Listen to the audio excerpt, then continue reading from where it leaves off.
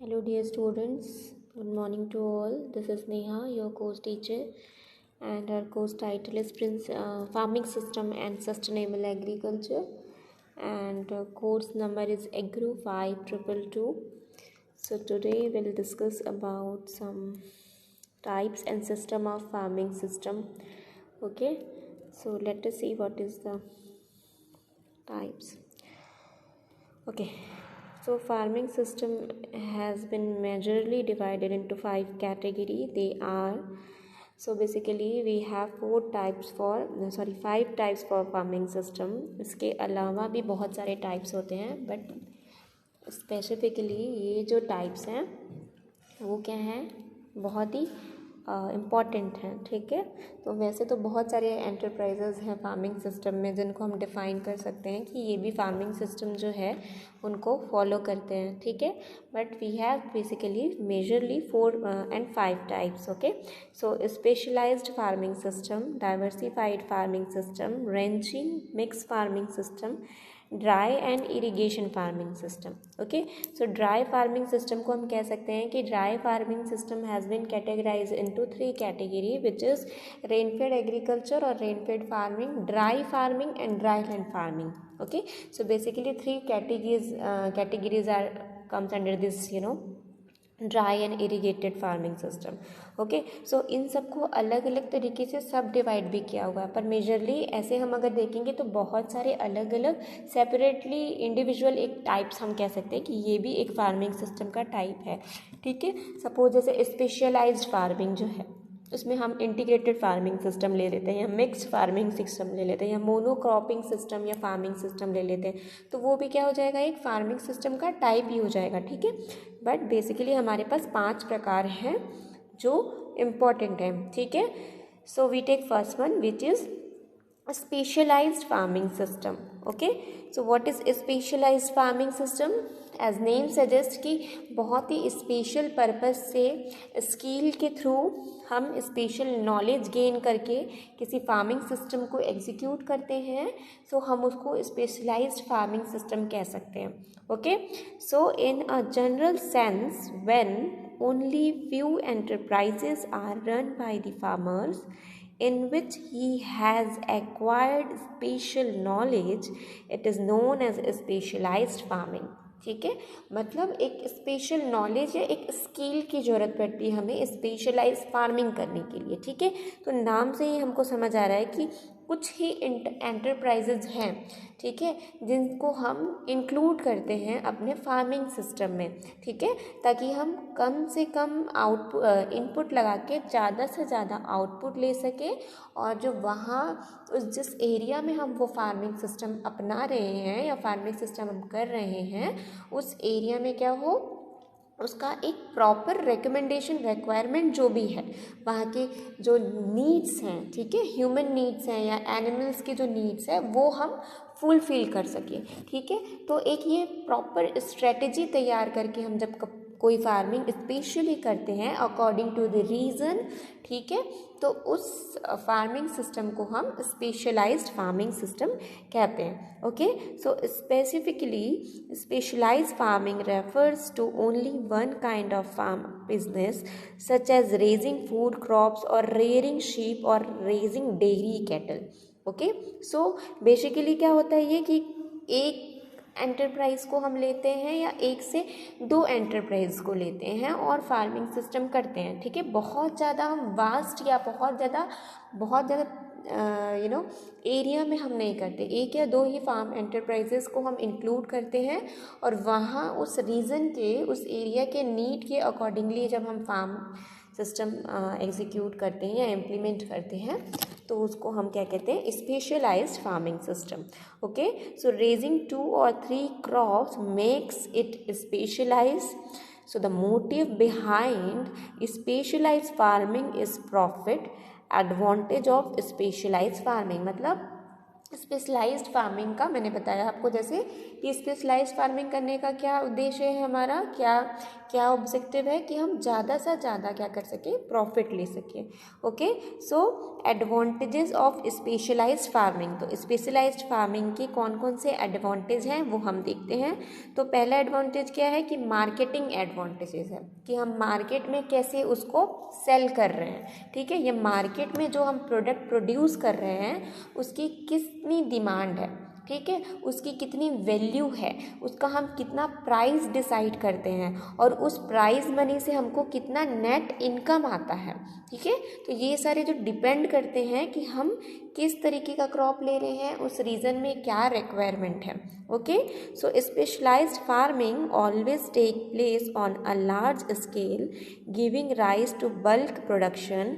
This leads to better marketing and convenient buying and selling of agriculture produce. ठीक है, तो एक larger scale में हम करते हैं, बल्क में किसी चीज़ का प्रोडक्शन करते हैं, बहुत ज़्यादा मात्रा में प्रोडक्शन करते हैं, और क्या करते हैं, बाइंग एंड सेल, मतलब हम खरीदते भी हैं वहाँ से रॉ मटेरियल, कहाँ से, मार्केट से, जो हमको उसको एग्जीक्यूट या इम्प्लीमेंट करने की ज़रूरत है, और जो प्रोडक्ट हमें प्रोड्यूस होता है या प्रोडक्ट हमें जो मिलता है, ओके, उसको हम क्या करते हैं, सेल करते हैं। ठीक है, एक प्राइस डिसाइड करते हैं कि कितनी प्राइस हम रखेंगे तो इससे हमको बेनिफिट होगा, या वहाँ पे डिमांड कितनी है उस एंटरप्राइजेस की जिसमें हमने क्रॉप का या किसी दूसरे वेजिटेबल्स का प्रोडक्शन करा है।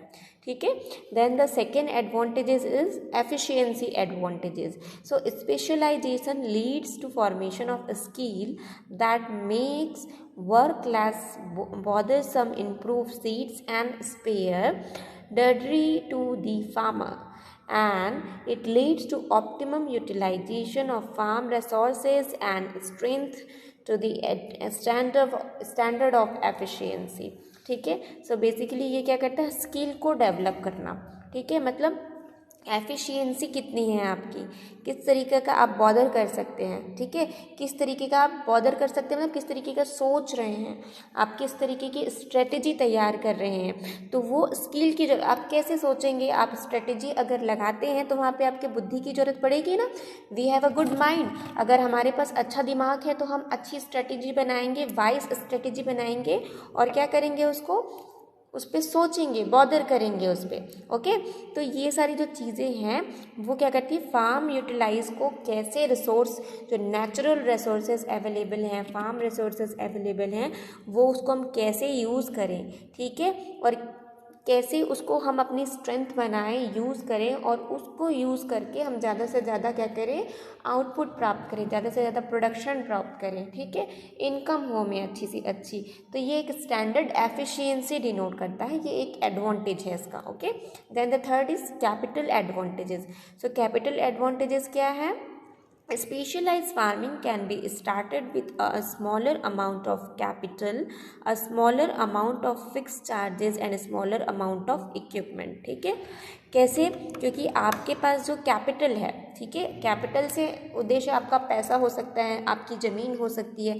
तो इनिशियली जब हम स्टार्टअप करते हैं किसी बिजनेस का, तो हम एक क्या करते हैं, एक छोटे अमाउंट में करते हैं, एक छोटे लैंड में करते हैं, ट्रायल के लिए कि हमें इसका क्या आगे इनपुट मिल रहा है, ठीक है, तो सॉरी आउटपुट मिल रहा है, तो उसके अकॉर्डिंगली हम क्या करते हैं, ये कैपिटल, एक मतलब कैपिटल को यूज़ करना हम कह सकते हैं। ठीक है, अगर आपके पास पैसे हैं, आपके पास लैंड है, तो आप उसको यूज़ करते हैं फार्मिंग सिस्टम के अकॉर्डिंगली, और अलग अलग एंटरप्राइजेज इंक्लूड करके ज़्यादा से ज़्यादा जो है इनकम करते हैं।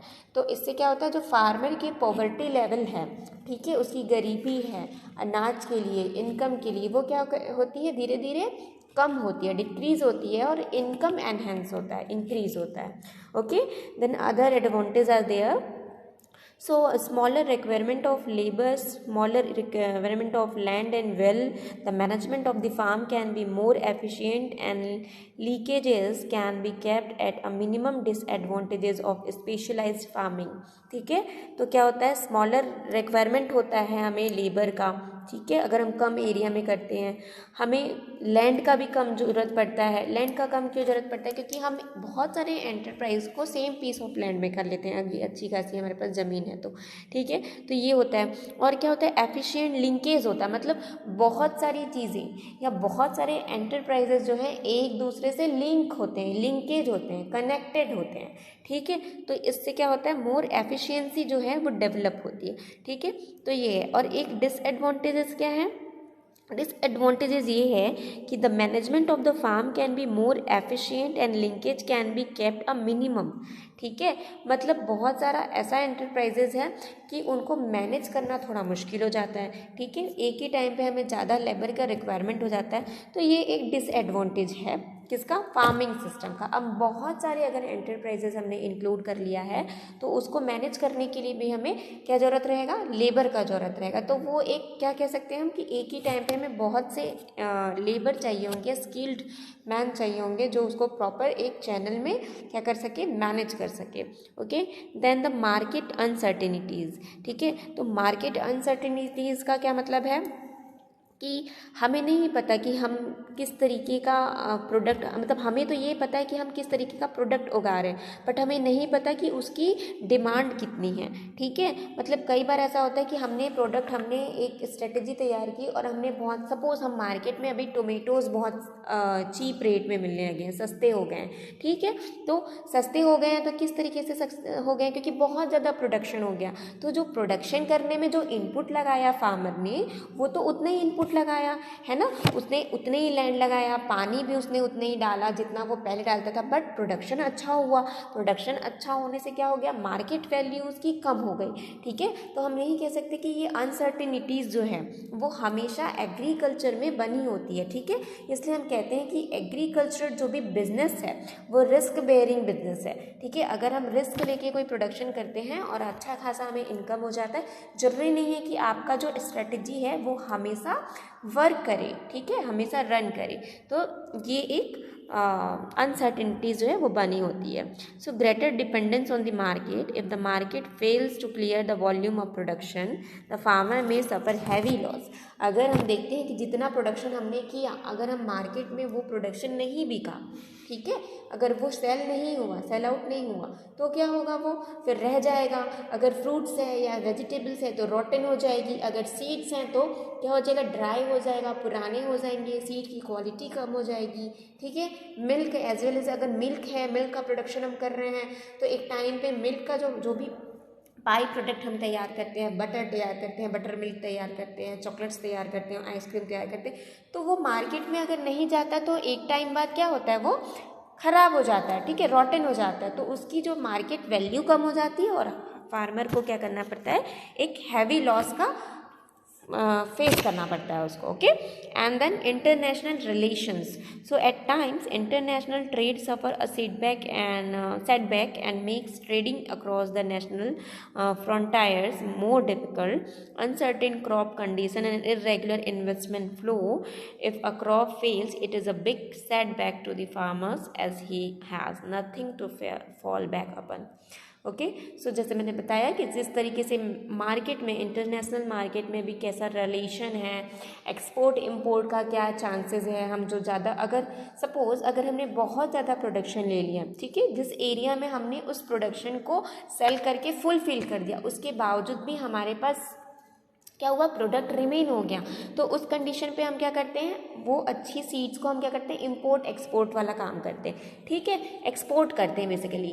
तो क्या होता है उसे, अगर एक्सपोर्ट करा हमने तो हमें ये भी देखना पड़ता है कि इंटरनेशनल डिमांड कितनी है, ठीक है। और अब अगर हम उसको फिल नहीं कर पा रहे हैं कंटिन्यूसली, क्योंकि हमें रेगुलर फिल अगर हमें उस प्रोडक्ट को करना है, हम इरेगुलर हैं, तो इस कंडीशन में भी क्या होगा? फार्मर को काफ़ी लॉस होगा, ठीक है। तो ये जो सस्टेनेबल एग्रीकल्चर का है, एग्रीकल्चर का डिसएडवांटेज ये है कि हम बहुत सारे एंटरप्राइजेस तो सेम एक एरिया में बल्क में लेते हैं, पर जरूरी नहीं कि हमारा हर एंटरप्राइजेस जो है वो सक्सेस हो सकता है कि कुछ एंटरप्राइजेस जो है अनसक्सेस हो, फेल हो जाए, ठीक है। तो रिस्क हमेशा क्या है? एग्रीकल्चर प्रोडक्शन में बना रहता है। एंड अदर डिसएडवांटेजेस आर, जैसे कि स्पेशलाइज फार्मिंग में not be conductive to the maintenance of soil fertility, limited use of labour and machinery, leaves resources unutilized. There is a considerable dependence on the market for a large number of his requirement. जैसे मैंने आप लोगों को पहले ही समझा दिया कि बहुत सारे प्रोज एंड कॉन्स हर एक बिजनेस में, हर चीज़ में एक एडवांटेज डिसएडवांटेज होता ही है। ठीक है, तो ये हमारा क्या था, फार्मिंग सिस्टम का, टाइप्स ऑफ फार्मिंग सिस्टम का क्या था, डिसएडवांटेजेस था। ओके, सो आज के लिए बस हम इतना ही रखते हैं। आई होप आप सबको समझ आया होगा। नेक्स्ट लेक्चर में हम डाइवर्सिफाइड फार्मिंग क्या होता है ये देखेंगे, फार्मिंग सिस्टम का नेक्स्ट जो टाइप्स ऑफ फार्मिंग सिस्टम है वो। ठीक है, तो आज के लिए बस इतना ही। Thank you very much. Till then be safe, take care.